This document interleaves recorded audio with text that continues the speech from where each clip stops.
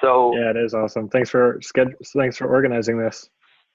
yeah, no problem. So Doug, to give you a little bit of an idea of Shannon, I met Shannon at High Performance Academy, and Shannon was Nice. like very obviously sticking out of the crowd just because she was dancing probably the hardest of anybody there. She was just going wild like the entire time.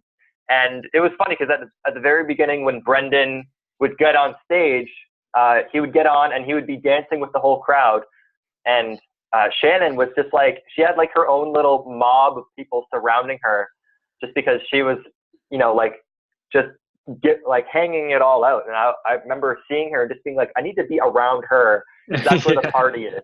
That was like the feeling that I was getting hanging around her. So it was, it was so cool. Such a cool experience. Shannon, you were very infectious. Your personality and your enthusiasm, it was like so obvious. That's why you had like crowds gather around you. So yeah, that was really cool. And Shannon, you have a pretty amazing story. Like getting to talk to you last week and hearing a bit about your life and kind of how you got to where you are now. I just want to share a little bit of it with Doug because I think that would help just give a little bit of context. But so you're married when you were really young. And so I think how old are you now? Is it like 39? I'll be 41 in January. Okay. So that was something that, was a huge surprise to me, obviously. And so Shannon, you were married at 18 and you had your two kids within like a couple years of marriage. So a parent from a very young age, and you took on a massive amount of responsibility at a very young age. And even, to the point where you were working a full-time job, raising two kids, your husband was on business trips a lot, and you had this insane amount of stress that you were kind of in denial of, to the point where you started literally passing out and just like basically like the workaholic, getting through the day, to the point where you got into a car accident from passing out. And yeah, just was pretty crazy. So you're kind of forced to learn to manage your anxiety. You at one point had a temporary paralysis where you were bedridden, couldn't move for a number of weeks. Just this crazy, like the amount of stress that you had at such a young age. And then like, as you grew, you learned how to manage it and develop it. And now you have an online health and wellness platform where you train people to be coaches essentially in the health and wellness field. And yeah, you ran a triathlon not too long ago. Nice. Pretty amazing. Yeah, pretty amazing story though. And a huge story of growth. And it's super inspiring to hear it. I know when I first heard it, I was just like, probably 10 times, I was just like, wow, crazy, wow. But it's super cool that you're able to do all that and still, you still have such an exuberance of energy when you're around people. So it's not like your work is taking up all of your energy. You're still such an energetic person. So yeah, thank you so much for, spending some time talking with us, and definitely really appreciate that you are with us right now. And I've never really had somebody else tell my story like that before, and it was so, gosh, you just make it sound like so. That's really only scratching the surface too, right? Like there is a lot that is not even mentioned in that, but it's a crazy story. It reads like a book. Like I was telling my family about it today, and I was like, yeah, we have this guest who, and I was just telling them a little bit about your life, and they're like, wow. And I was like, I know, right? Like this isn't just me like going, thinking about it. It's wild. And I appreciate so a little bit, it's so a pleasure to have you. And for a little bit of context about Doug, I met Doug when I was living in Vermont, and I met Doug at a Toastmasters event. And I think there was like a very instantaneous connection with me and Doug, because I did a speech that day, and I just was like locking eye contact with Doug, and he was just like so engaged. And he did one that day. And Doug, you were talking about, this is so funny. You were talking about how you were at like Kohl's or like the bookstore, and you were you were buying a book for your sister who was pregnant at the time. But Yeah. I think somebody came in and was like, "Oh, are you pregnant with your wife?" And she was like, "I recommend this book," and you weren't, right? You like, Yeah. but she just went with it, and just for like taking this advice from this worker at Kohl's. And even though you and your wife like were not expecting a child, she just totally ran with it. It was so funny. And yeah, just this like super instant connection. I was just dying. And me and Doug became friends like basically immediately. And we both wanted to get better at public speaking. And so like I think 2 weeks later, we went to this event where it was basically like an open mic night where you tell a story about how you've been hurt with love before. I think love hurt. And we show up to this thing. There's like 300 people in the audience. You sign up and they pull your name out of a hat.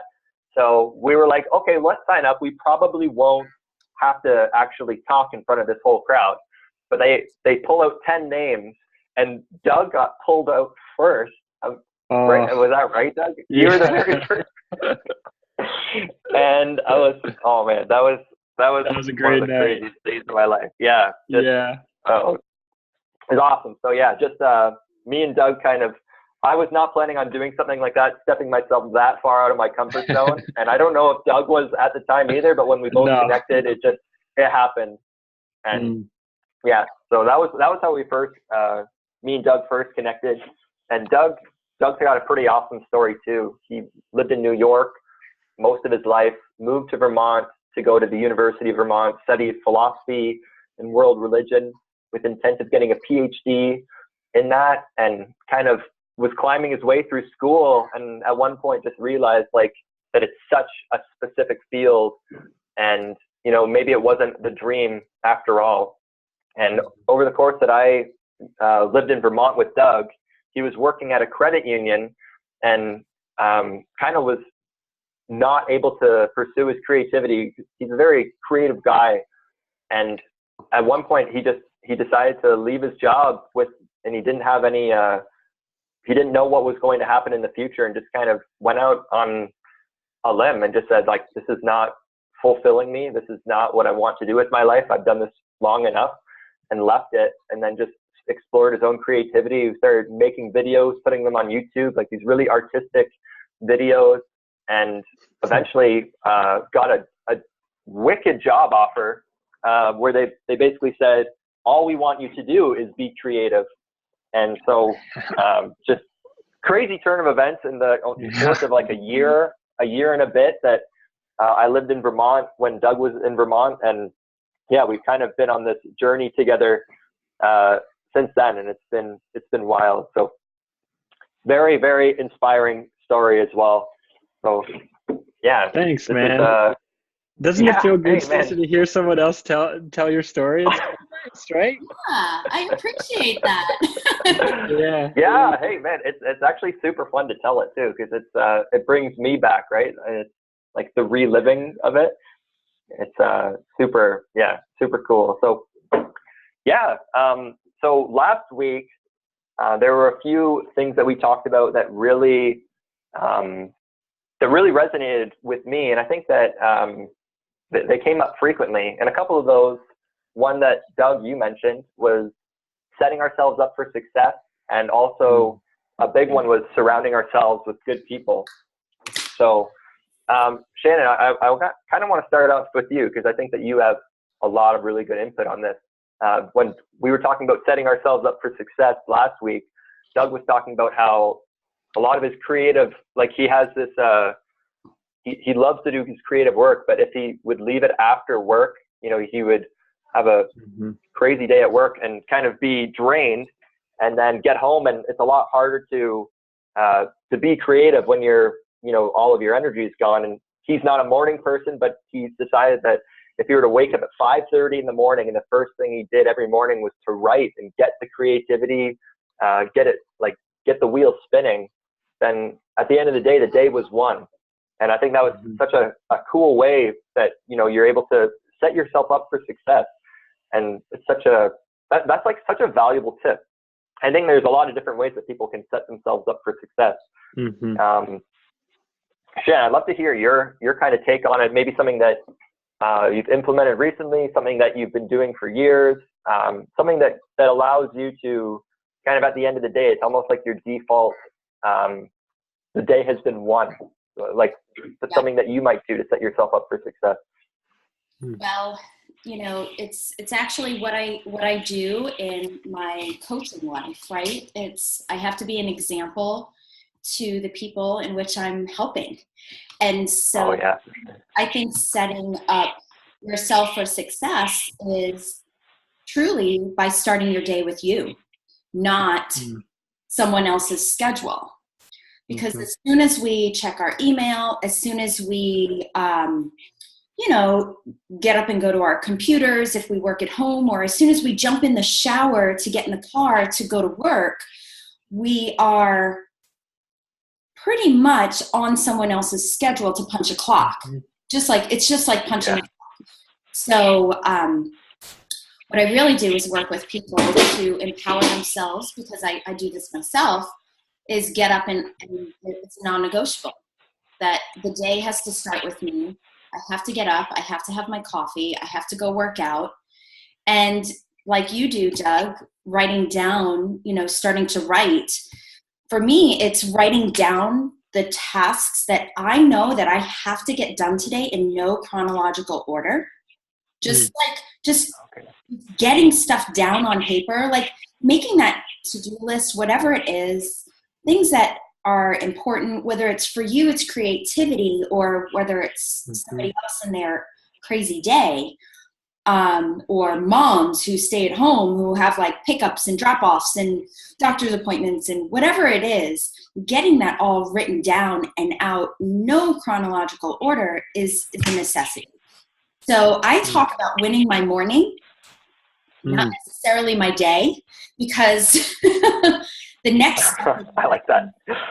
because if I win my morning, then I have already set up myself for success. And I start thinking about, I feel good that I've already done something for me. Yes. It doesn't matter. Like if things are going to happen throughout the day. But I've already set that tone. So those are the things, I teach that. Like that's, I would like to drag that out into like winning at life, right? But we all have to start somewhere. And so I like to start with winning my morning.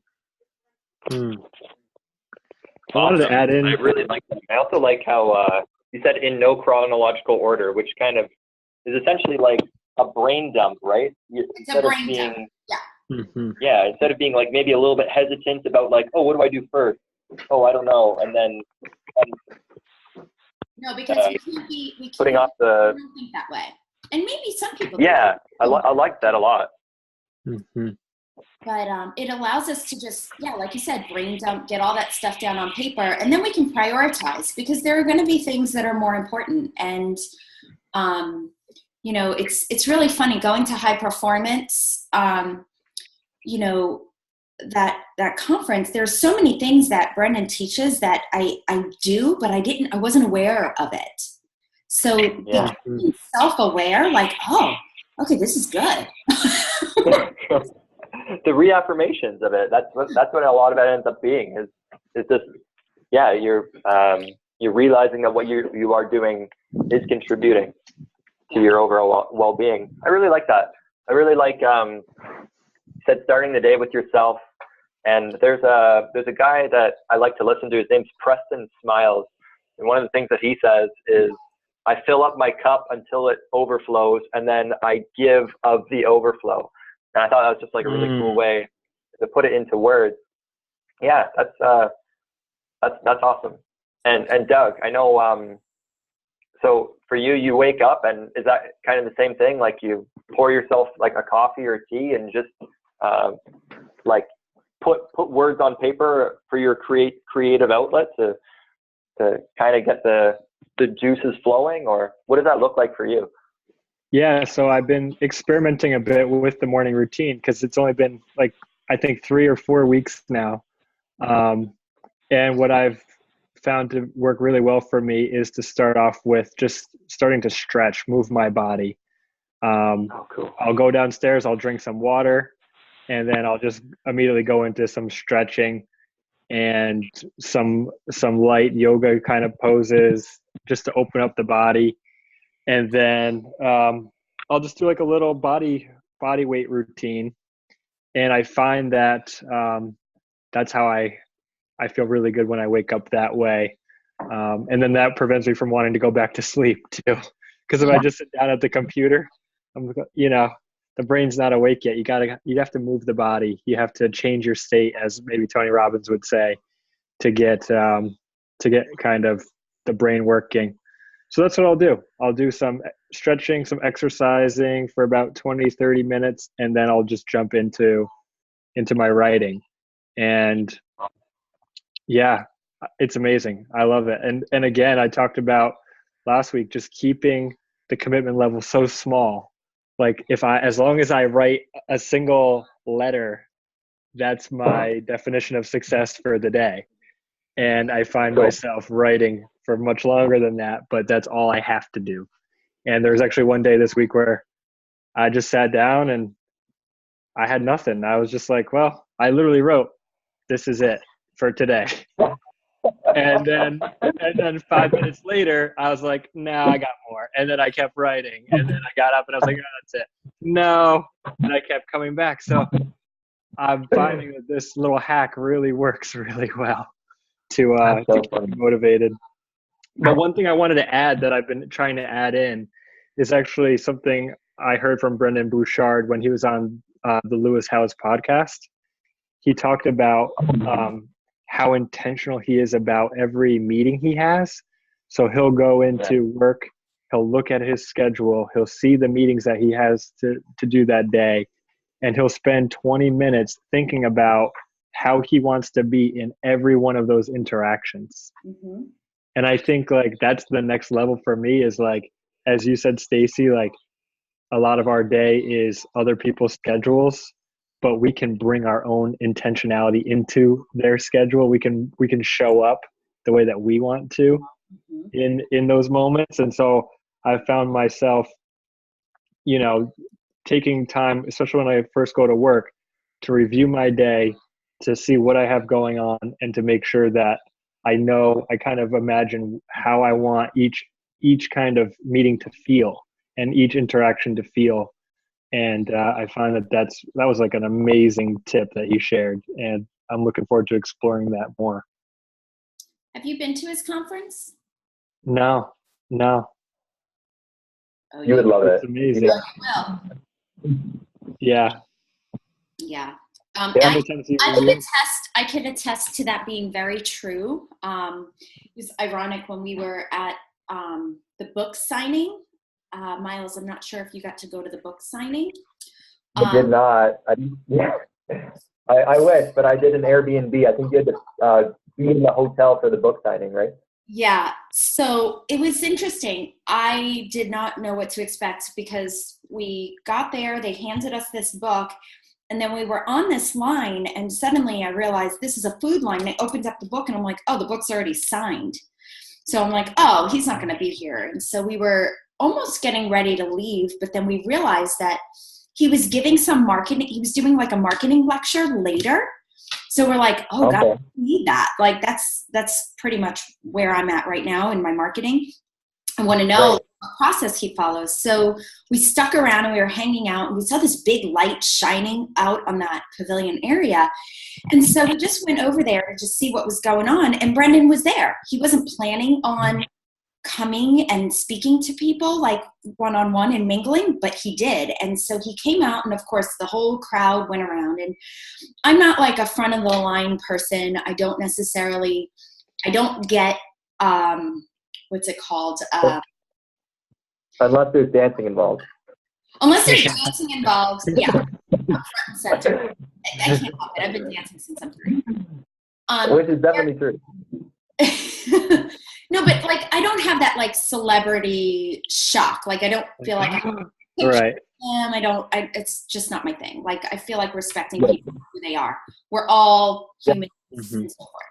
So we just go over there and we're just kind of standing out on the side, and he's having conversations with people, and you can see him totally in tune with them. Like there's blinders, as if there is no lights, there's no crowd. He is just totally in tune with them, having one-on-one conversation, very present. And then he just moved forward, and there was somebody else there. And it wasn't like next, it was very natural, as if he was walking, and then next thing you know, he's talking to me. Like he just kept moving in my direction. I'm like, I said to my girl, Jessie, who is with me, I said, oh shit. He's coming this way. I'm like, I have no idea what to ask him. I said, so it was funny. What I actually did ask him was, I really had no idea what to say. I was, I really didn't. And so he asked me he started the conversation, which was so nice, because that was, and he said, what's your name? Where are you from? And what brought you here today? And I told him how I knew him. And so he spoke to our organization this summer, and so he was very excited about that, because he actually included this giant he did a movie about his summer, about his travels and all of his conferences that he spoke about. And our conference was the largest conference of people he's ever spoken in front of. It was like 50,000 people. Wow. So he turned into this, like, so I asked him, I followed up with a question about one of our supplements, and I'm like, oh God, I hope you didn't drink Energized. And he goes, oh no. He goes, I can't drink that stuff. But it was funny, like, and he's super humble, super present, and I love that you're working on that, Doug, because like, that's why I think keeping appointments is so very important, right? Keeping to appointments, respecting people's time, and having something like that in place. I've been working on that, like trying to actually say, you know what, here are the times that I have. If those aren't good for you, go look at my calendar, and giving people like blocks of time where they can schedule themselves. And once you give that to people, they start taking you a little bit more serious, because they look at you as a professional, then, not just someone who's creative, right? Or working out. Yeah. They actually look at you as, oh yeah, this person's a business person. Okay, let me sketch in my time. Some people get offended at it, but then they're not your people. Yeah, I like that. People aren't willing to just drop everything and, oh, let's do this tomorrow night, even though you're.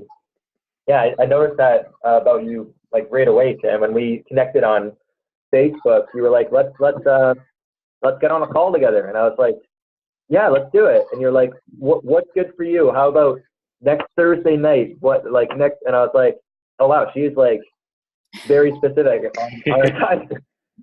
And I'm like way more loose in that, like, especially right now, because my schedule is like super random. And so I'm kind of a little bit more random than I would like to be. But I noticed that right away. You're like, I want to make this happen, and I want it to be able to work for both of us. This is what I can do. It's like, okay, cool. And we were able to make this morning work. It worked.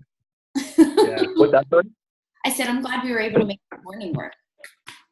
Yeah. I like putting things off. So. You're away for like the next month, I think, right?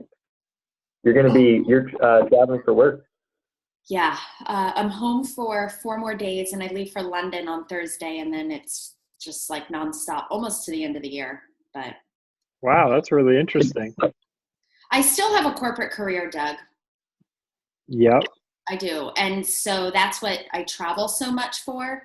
But next Thursday, I'm going to actually be launching our online fitness business in the UK. So that's what I'm going to London for. Wow. So That's very exciting. Good luck with that. Yeah, it's scary, but it's good. We'll see. That's awesome. Doug, one thing I love about that too, with what you mentioned about Brendan, I think that was probably one of the biggest insights that I got from that Lewis Howes podcast, was how he essentially, it's almost like meditating the day, right?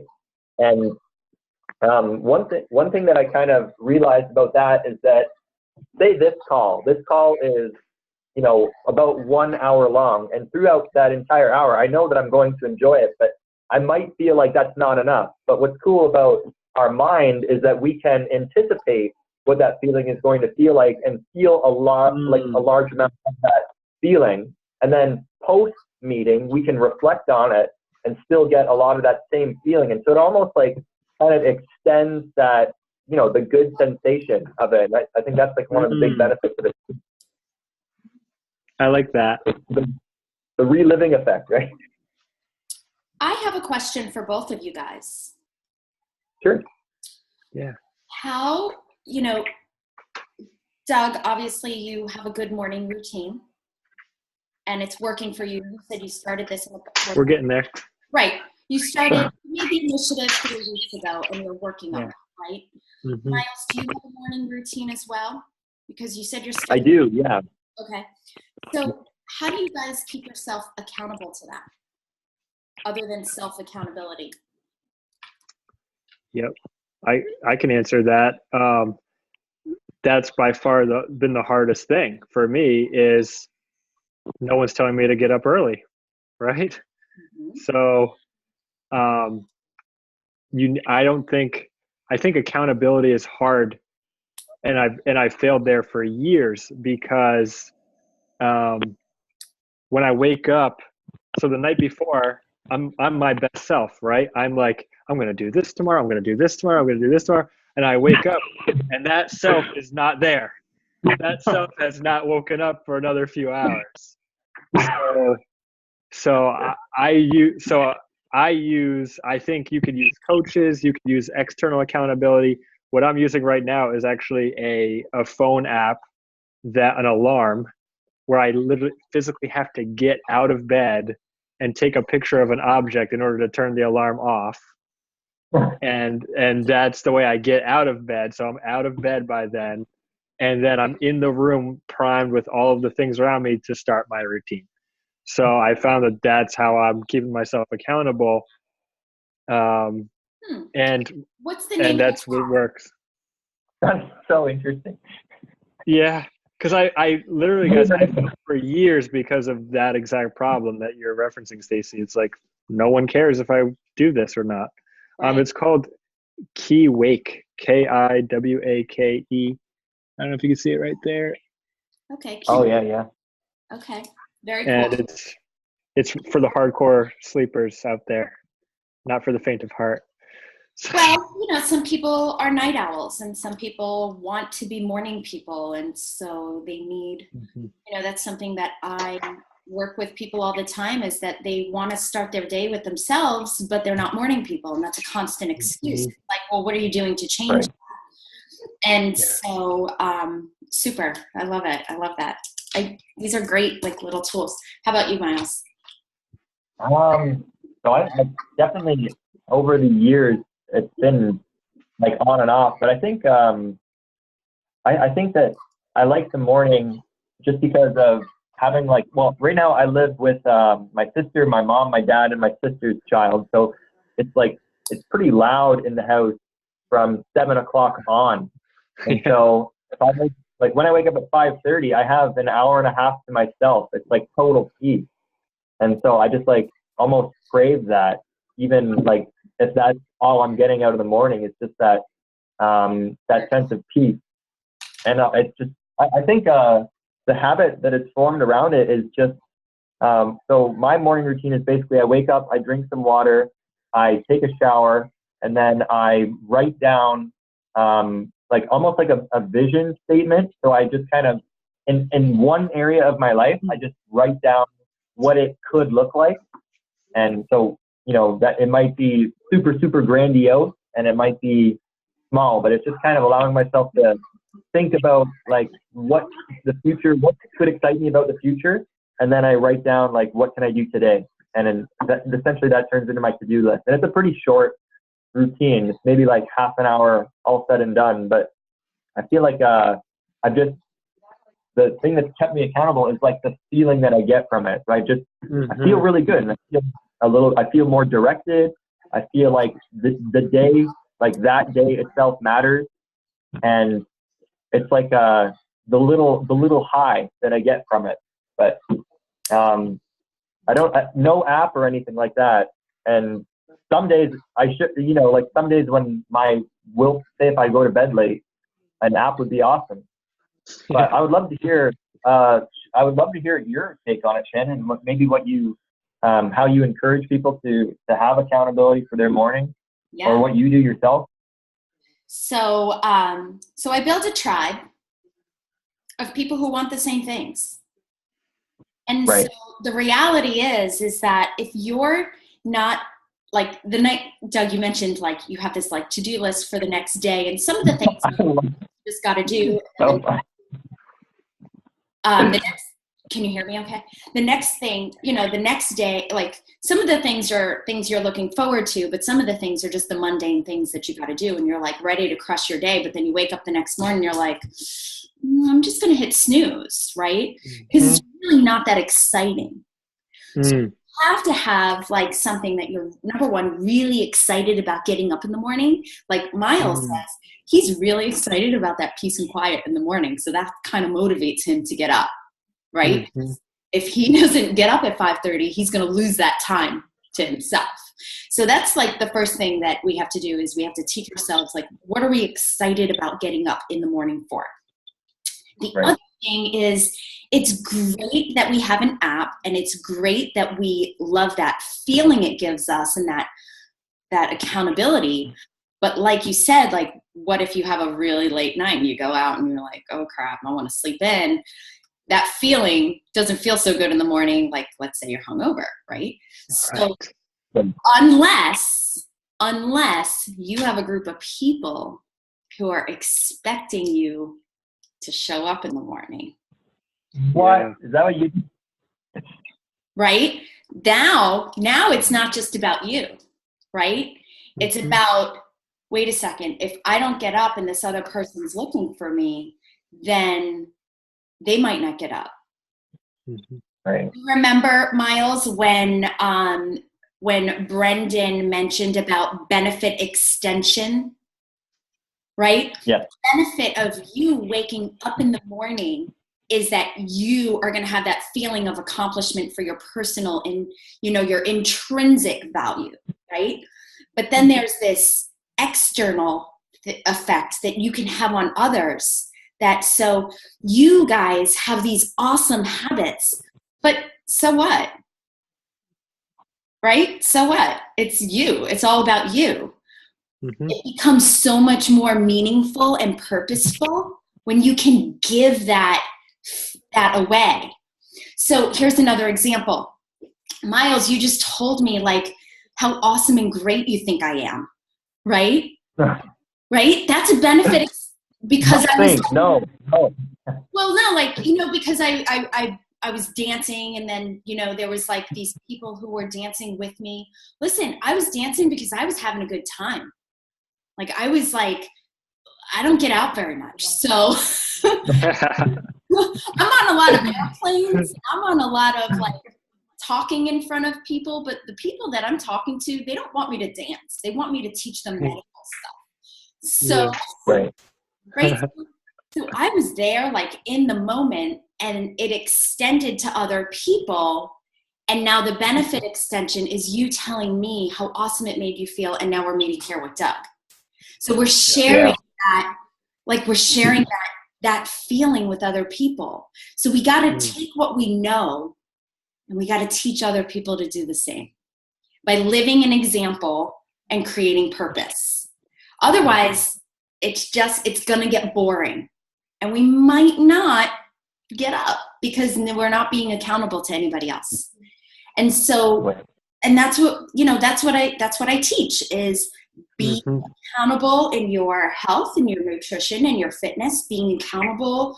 Not everybody wants to work out in the morning. Not everybody can. I have a girlfriend who wakes up at 4:30 in the morning just so she can work out. Yep. And then I have other people who are like, hell no, I'll work out when everybody else goes to bed and then I will crash. And I'm like, okay, but be accountable. You're like, so show up. So I have an app where people do just that. People check into an app. They check off that they've worked out. They've checked off that they've had their supplements, and then they comment on how that they feel every single day. And we do it 1 month at a time, and to help people just create that lifestyle routine of taking care of themselves. Because otherwise, there's a million apps out there that are just for you, but this is not just for you. This is for other people. Yeah, that's really cool. So think about, keep in mind, like that benefit extension is like, oh, I have these really great habits. Who can I give them away to? I love that. Yeah. That's really cool. So is that something that like, do you do that now on like a daily basis where you report in the morning that you like woken up and kind of got your stuff in, or is that, I'll show you. It's called My Challenge Tracker. And so you can see here right now I'm running this group that says October Fit. And I've checked off that I've worked out. And this is the supplement that I take. I haven't had it yet. When I do, I'll take it. But these are some other people who are in my group, and I'll click on my newsfeed. It almost looks like Facebook, but it's not. It's an app. And here are people checking in, posting motivational things, who want to get healthy and fit, and we celebrate each other. Here's someone who drank their supplements. There's me this morning. So I saw that post that you posted. Yeah, I posted it on Facebook too, because I'm very public about everything that I do. So, but some people aren't. But this is the way that we keep accountable, and we post other things in there. We post things like recipes and all sorts of stuff. Next month, I'm doing and I love this, Doug, because you already do this. It's a how-to journal. Basically, you guys are from Canada, right? So I don't know. Do you celebrate Thanksgiving? I'm not sure. We celebrate Thanksgiving. We do. Different time, yeah. You kind of adopted the holiday. I don't know if it's a Canadian holiday. I know it's okay. So anyway, we have our. You have your own. You just like the food. So so the month is about gratitude, and I think a lot of people personally have say that they're grateful for the things in their life, but have they ever written them down? Have they ever put them into words? Have they ever journaled about it? So for the month of November, we are incorporating health, fitness, nutrition, and a month of gratitude, journaling, a gratitude journal. So it's not, because what we've learned is health and nutrition is not just about, looking good or even feeling good. It's really about our head. Yeah. It's all up here. It's all here. So if my people, I got this message from a beautiful woman today about how, she's getting in her own head again. And my first question is what are you reading? Mm-hmm. What are you feeding that thing? What are you feeding them? Yeah. Work, work sucks sometimes, right? It does. But how are you getting through that? What are you reading? What are you filling your brain with? The brain and the mind is so much more powerful than any 30-minute workout or any diet anybody follows. And so that's our mission, is that we're creating these challenges to encourage people to be healthy, but we really want them to be healthy here. So each month the theme is different. So we build tribes. We build tribes of people who want to feel amazing. That's cool. Cool. That's really cool. That is. I love that. I love how you change it up too, so that it's like, it's always kind of like a fresh feeling. Like it's almost like always an experiment in a way, right? Yeah. Every month has to be fresh. Every month there needs to be new people, right? Every month there has to be new faces, because if there aren't new faces, then we're not sharing. Mm-hmm. Right. We're not sharing. Totally agree. Right? Like this is actually something that a lot of coaches on my team can't get past sometimes. It's like, sure, there's a product that we use and there's this, there's a program or whatever, but sometimes they can't get past the fact that there's this product, right? But I'm just like, don't you take your best friend to your favorite restaurant? Yeah. Like, yeah. Yeah. Or don't you share your favorite beer, your favorite bottle of wine with your family? Like, or don't you want to shout it out to the world when something works really well for you? And that's how I think of it. It's like, if I don't tell people about this is complete disservice. Mm-hmm. Yeah. It's a really good way to think about it. I think a lot of people have like they're very reluctant to try to share about a product because it's like, I don't know, for whatever reason, right?